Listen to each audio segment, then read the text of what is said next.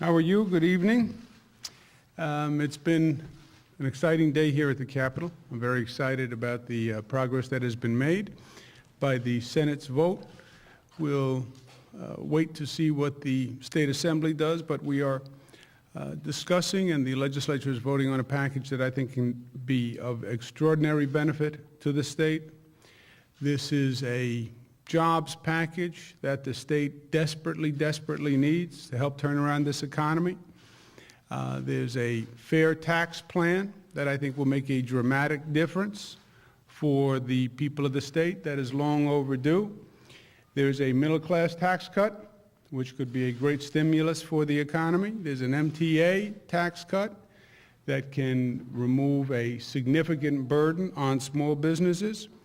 It is a package that under which no one in the state would actually pay more, but it would create jobs, stimulate the economy.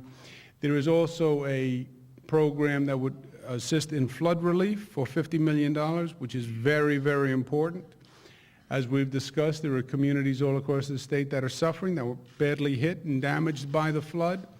They were struggling to begin with, and the flood and storm damage actually made a bad situation worse. And also, and maybe most importantly, government would be acting at this time of crisis, at this time of need. A government would be acting and acting responsibly and acting efficiently and acting quickly, which in and of itself can help build confidence in the state. And actually, that confidence can help the economy in and of itself, I believe. So the Senate has voted. The Assembly is going to vote this evening. I wanted a chance to chat with you. I'm on my way over to the mansion. I'm going to welcome some of the legislators who are coming over from the Senate and toast the holiday season and toast the success of the day for the Senate. But questions, comments? What about the criticisms that have been leveled in the last couple of days that you've switched your position on raising taxes? I think you said you'd have flip-flopped on this tax increase this year. I think my job as governor is to make the best decision that I can at the time, to meet the needs of the state at the time. The role of government is to try to help the people of the state, bring a direction for the circumstances of the moment. And this is, I think, the best path for the state at this time. We don't have a budget problem. We have an economic problem. We have a slow economy. We have hundreds of thousands of New Yorkers without jobs. Our attempt is to help create jobs, help turn around the economy. We also have a significant deficit, a deficit that was unforeseen. This is a different economic reality than anyone anticipated, and you make the best decision you can at that time for those facts, for that reality. For this new reality that we're facing, I think these are the best decisions. Governor, do you think that the key to getting suburban legislators on board was the MTA rollback part of this? You know, Yancey, I think the entire proposal was the quote-unquote key. I don't think there was any one element. I think when you look at what this proposal, this plan does overall, I think that's its power. First, you're creating jobs. You're rebuilding roads and bridges all across the state that should have been rebuilt decades ago. And you're making the state safer, you're making the state more competitive, you're providing an infrastructure for economic development, you're providing the platform, and you're creating jobs in the meantime. That's enough of a reason to vote for it. You're giving the middle class a desperately needed tax cut that's going to be an economic stimulus. That's a reason to vote for it. You're putting money back in the pocket of the middle class, lowest rate in 58 years. That's enough of a reason. You're passing $50 million in flood insurance for communities that are struggling. That's enough of a reason. You're passing an innovative program that helps attack unemployment for inner city youth that have one of the highest unemployment rates in the state and have for decades. That's enough of a reason. You put it all together, Certainly, I think the logic is overwhelming to pass the package.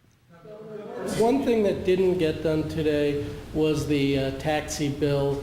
A number of people, both in the legislature and from the city, say that there was an agreement that you didn't send it up. First of all, is that true?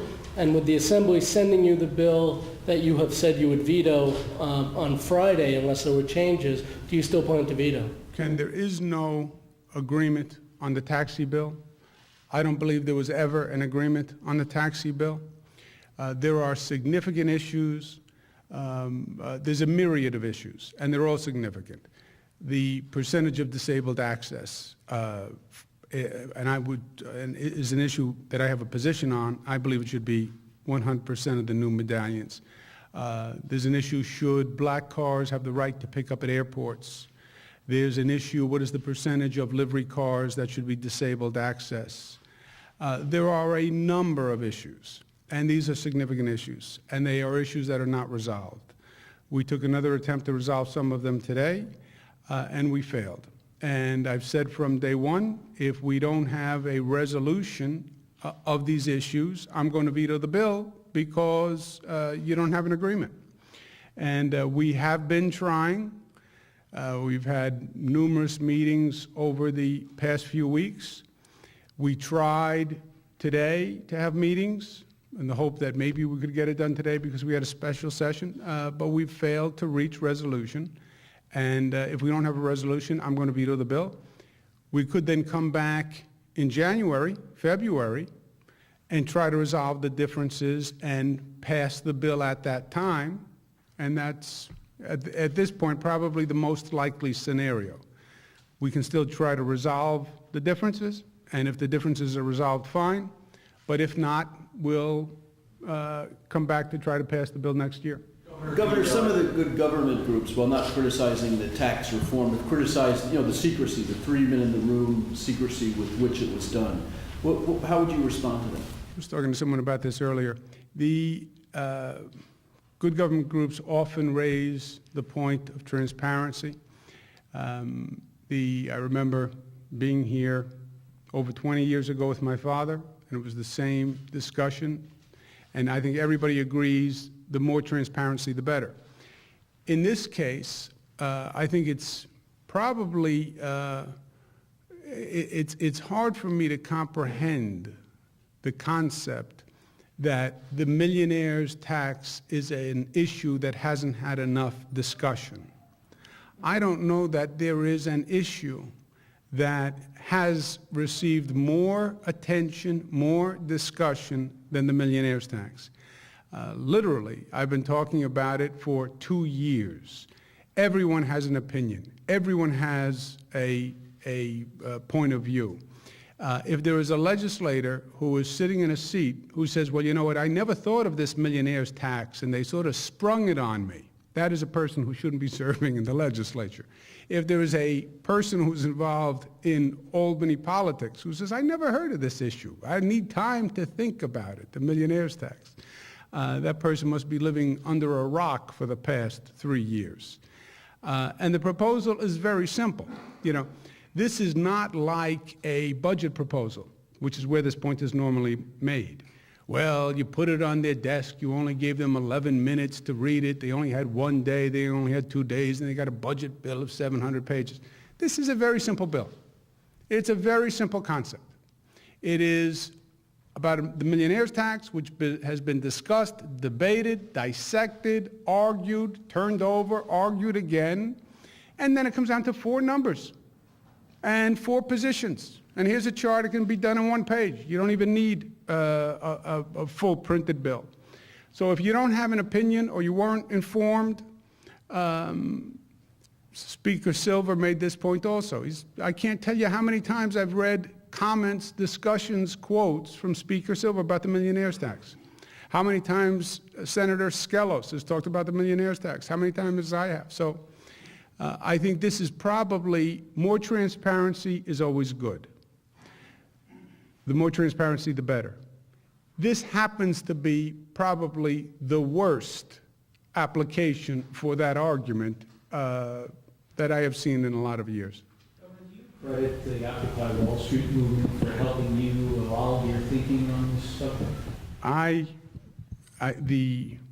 The evolution, well, the creation of the reality we face has been an international economic crisis and a deficit that has grown and grown and grown and revenues that have fallen.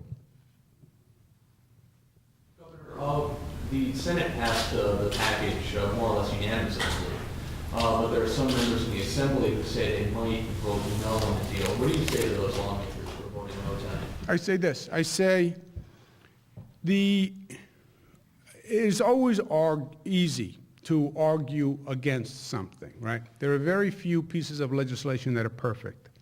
So you can always come up with a reason for voting no. I would frame it this way on this vote.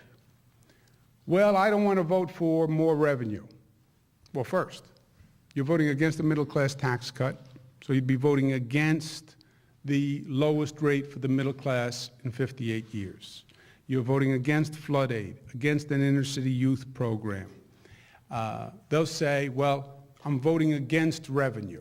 Okay, well, here was the choice. Here's A and B on this bill. When we passed the budget last year, we passed it with anticipating 4% increases for education and Medicaid. That was in the budget.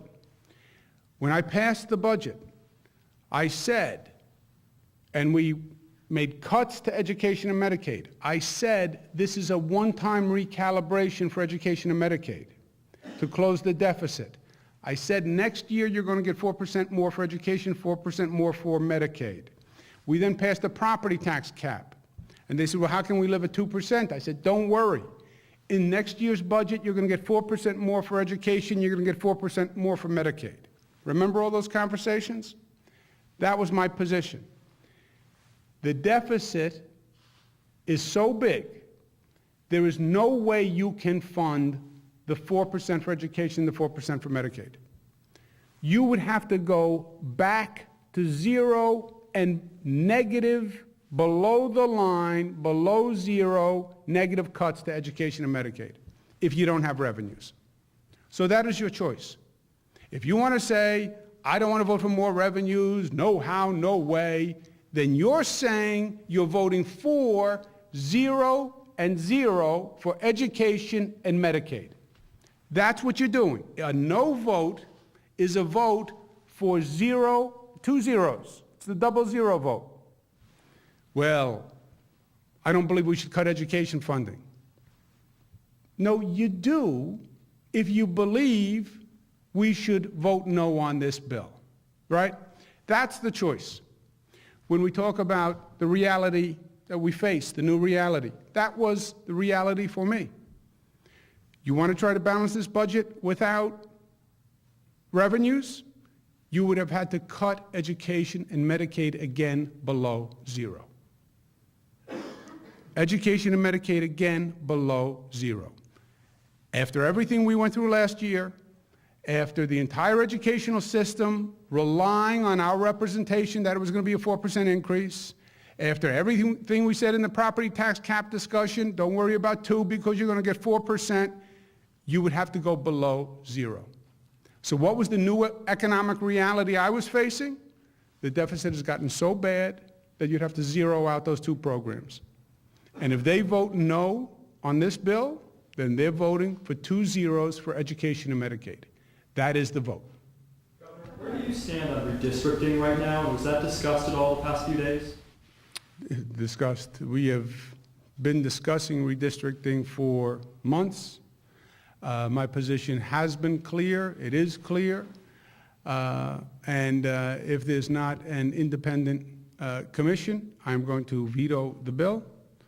And we'll continue to work on the issue, but there is no resolution. How do you plan to close the rest of the deficit? Well, this is that's one of the other points that I think speaks in favor of this package. There is a balance to the package. We have about a $3.5 billion deficit. We have about $1.5 billion in revenues from this package net, and we'll need $2 billion in spending control. So we're going to have to find efficiencies. We're going to have to cut the waste, and that's fine. And that's That's the balance. I never said, well, we're going to raise revenues to close the entire gap. I understand there are efficiencies to find in this budget. And by the way, there are efficiencies to find in this budget. But I'm unwilling to go to 0 on education and 0 on Medicaid. And conversation, well, what you said, I said what I said to the entire educational system and to the entire healthcare system and to every town, village that's under the property tax cap, there would be 4% and 4%. And I want to honor that commitment and discussion through which we pass the budget, and we're going to need revenues to do that. Not all revenues, balanced, but that's the package. Mark? The specific objections by members of the Assembly Democrats is that it's a 0.4% difference between a $40,000 a year wage earner and $1 million a year wage earner. They're saying, and also they're saying that the $200 or $300 that may be coming back from this tax break doesn't even cover the SUNY tuition increase. And these are just the reactions that I've gotten when I've interviewed several of the members of the Democratic Conference. And they're also not happy with the fact that the MTA payroll tax, the private schools were exempt, but not the public libraries. So there's a few concerns, and they wanted to have more tax brackets above $1 million. Yeah.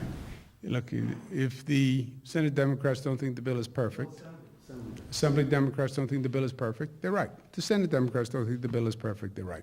The Senate Republicans don't think the bill is perfect, they're right. It's not a perfect bill. Is this bill a reform of the tax code that makes it more fair, more graduated, more brackets than any tax code that has been in existence for 30 years? Certainly. 40 years? Yes. Yes. This adds a bracket for the middle class, right? The 40 to 300 bracket, which I thought was absurd, is broken into 2 brackets, 40 to 150, 150 to 300. There is a graduation of rates. The more you make, the higher rate you pay. These are reforms that I think are essential. These are reforms that the quote-unquote millionaires tax never made, by the way. This is a much more intelligent code, a fairer code, a more graduated code than the millionaires tax, right? Millionaires tax did nothing for the middle class. So I think this is a much more effective reform. Is it perfect? No, of course not. How much more fairness do you believe could be attained when these changes are sunset and this all comes up again? Well, one of the pieces is we want to appoint a bipartisan tax commission to really study the code, which is phenomenally complex, and study the code and find out exactly that. What recommendations would they have for us on the code? What makes the code more fair? What makes the code more stimulative of growth? What can we do with the code to assist the economy? And we'll have a qualified bipartisan commission to do just that. These changes, in my opinion, were long overdue and should have been done before. You know, when you think about the very simple point, an individual at $20,000 pays taxes at the same rate a person making $20 million. And that's been true in this state for decades. It's basically a flat tax for decades. And it's fundamentally unfair, in my opinion. And this changes that. And graduated, the more you make, the higher rate you pay. That, I believe, is fair, and that's what this code does to an extent this code has not done in decades. Anticipate revisiting this during the budget next year? Because there are some Democrats in both houses who have said, oh, this is a good beginning, but we'd like to push for quote-unquote more tax fairness next year. Hey, look, we always, I think pursuit of fairness and pursuit of justice is always a good thing. And I will continue to pursue fairness and justice. This, however, this agreement we're making from a next year's point of view actually does a lot of work for us that we would have had to do next year, Ken. This, and I think you pointed this out in one of the pieces you did, we just did 50% of the budget, right? When you agree on revenues, which we just did, when you agree on education funding level, and you agree on the Medicaid funding level, and we have a spending cap, you basically agreed to the parameters of the budget, right? Those are the three big decisions. What are your revenues? What's education? What's Medicaid? We just did revenues. We agreed and confirmed the 4, and we agreed and confirmed the 4. So I think we did a lot of work that normally you would do next year. And I think it's made it a lot simpler. And none of this is going to be revisited next year. We'll have a tax commission. I don't believe it's going to report back. I want the tax commission to take their time. It will not report back before the end of the session. We're not going to be going through this next session. In the past, you've described the millionaires tax as making the state uncompetitive, particularly with its neighbors. Now that the tax is almost nearly extended, slightly less, are you worried at all that New York will fall behind its neighbors and not be as competitive? No, it's not slightly less. It is dramatically less. The millionaires tax starts at people making $200,000 a year. One of the bizarre concepts of the millionaires tax. It's called the millionaires tax, except, starts at $200,000 and change. So it went from $200,000 all the way up, right? This, to the quote unquote, to the extent there's a tax on high earners, it's at $2 million. So it is a dramatic change from quote unquote millionaires tax. And this was part of a restructuring, reform of the code to make it fair. I believe long-term it is in this state's interest to reduce taxes. It's one of the reasons why I support the higher wage taxes on a national level, because nationally, maybe we compete with other countries around the globe, but if it's a national tax, you don't have states competing with one another. States have different rates. States are in competition.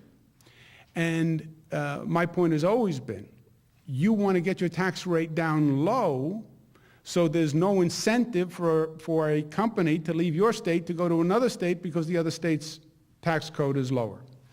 I've always believed that. I believe that today.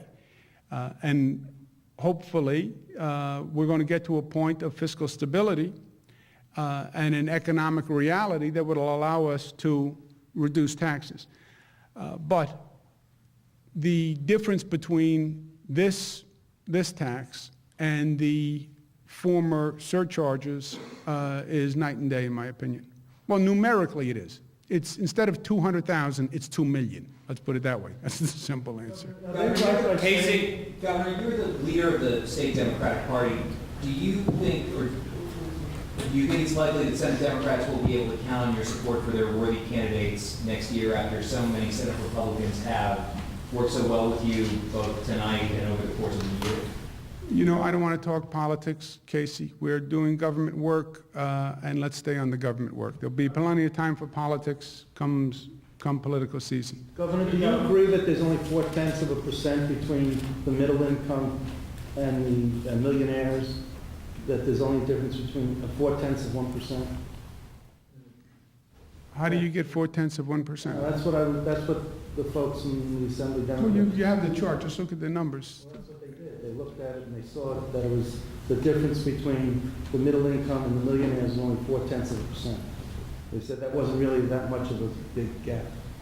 Well, the search or to the extent we have a tax on high-end earners, it starts at $2 million. Doesn't start at 200, doesn't start at 1 million, it starts at 2 million. But they say it's only 0.4% difference. So I Well, don't know there's if a that's- graduation, and the tax goes up at 2 million. One more, Paul. Governor, some people and some lawmakers today were giving the Occupy movement credit for effecting this change. Are you saying the protests had zero impact on this? This was a function of an economic reality and a deteriorating economic condition and falling revenues that have been falling for a period of months. We had many protesters here last year. By the way, last year, everybody keeps saying last year. It was this year. It only feels like it was last year. This was all this year. This is the second quote-unquote budget that we did. It's only been 11 months.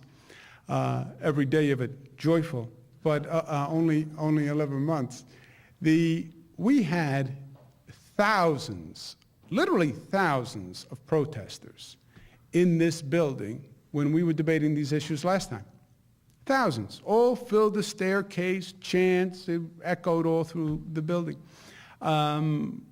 We didn't respond to demonstrations to make policy through the last session.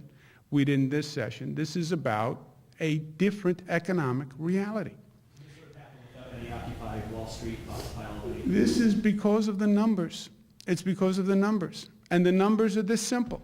And that's what I said on the people who cast a vote tonight. We said as a state government, we were going to fund education at 4% and we were going to fund Medicaid at 4%. We said that, and I believe that's how we got the budget passed last year. I believe that's how we got the property tax cap passed last year. If you do not raise revenues, you cannot honor that governmental commitment. It would literally have to go to zero. So it would be the second year that education funding went to an absolute cut, meaning below zero. You know, when they say cuts, normally they mean cut against inflation, cut against growth. Last year we cut below the line, below zero. If we did not raise revenues this year, it would be a below-the-line cut. It would be 2 years of 2 zeros. Well, you've made the argument in the past on education spending in particular, but also healthcare, that, you know, money itself isn't what drives it. That is very And true. New York has always had the highest amount. We still, as far as I know, have the highest per pupil funding formula. So does that jive? That is with the very argument? true. Ken, that is very true. And we are working very hard to make the funding performance funding. And we started that last year in the budget. Teacher evaluation. You know, we have an old paradigm in this building that the more government spends, the better. Just somehow miraculously, if you increase funding, you will increase results. If you increase education funding, you will increase student achievement. No, it doesn't work. We know it doesn't work. We spend more money than anyone else, and we have poor results. And let's focus on the student and student achievement instead of building a bureaucracy and building pensions and building health benefits. Let's educate the student. And we've learned that more money for education doesn't translate into a direct correlation to increased student achievement. 100%. But the inverse is not true. Doesn't mean recklessly cut dramatically, quickly, over and over again. And we said, Ken, last year when we made the cuts below zero, we said, you're doing planning, you're running large organizations, you're going to get a cut below zero this year, but next year you're going to get 4%. So plan it that way. It's so terrible we're below zero. Next year you're going to get 4%. Property tax cap. We can't live within 2. You won't be living within 2. You'll be getting 4% more from the state. How do you now turn around and say, forget all that? I was wrong. You're going to get 0. You can't do it. How are you Governor, the public schools, just, responding to Ken, is it about, the choice is about honoring the commitment, or do you think that the public schools need the money? I think both. I think both. I think you have to transition a system, Jacob. And you can't just, I don't believe in, you don't reshape an organization by budget cuts. You reshape an organization by management changes. Performance goals, teacher evaluations, management reforms that increase student achievement and reduce cost. That's the way to do it. Governor, I know you just said that the numbers and the reality of the situation kind of required action this month on this essentially a budget bill. But how much of your thinking went into realizing that you've got redistricting next year, uncertainty on the primary date? Did that speed up the calendar as you already got all this done now? Actually, that wasn't my motivator, Nick. What drove me was, for the timing, is two things. One, more than anything, this is a jobs plan. We focus, you guys focus on the tax elements of it. The tax elements are relevant to me as a stimulus. I believe the middle class tax cut is going to be a stimulus. But for me, there are 2 points here. It's a jobs creating plan, and it's a deficit reduction plan. I wanted the jobs plan passed in December. Why? Because I want to start creating jobs today. The alternative would be wait until April. Why wait until April? We know the situation. We know we have a jobs crisis. Pass the jobs plan today. Why wait 4 or 5 months to start putting New Yorkers back to work? Well, that's regular order, and they come back and state of the state and budget, and then they pass it in April. No. Let's call a special session. Let's pass a jobs plan. Let's get back to work today. Let's start doing the roads and bridges today. Why wait 4 months? We know that there's not going to be any dramatic action coming out of Washington, right? I think they've made that abundantly clear. We hope something else happens, but the super committee failed, et cetera. So let New York step up to the plate and start creating jobs. Start creating jobs now. Don't wait until April. Number 2, you also have to do deficit reduction. Why? Because the revenues have dropped. You know the economic landscape. Start to make those decisions and changes now, which we did. So the 2 big pieces, one offensive, one defensive. Offensive, we have a jobs plan. And we're off and we're running. And there's a sense of confidence and a positive feel that we can actually start creating jobs. That's the offense. Defensively, we have to do deficit reduction. We have to find revenue to cover our commitments of the 4% and 4%, among other things. We also did that. Let's take one more. We don't even have one more. I have exhausted you. Let the record show. Thank you, guys. Good night.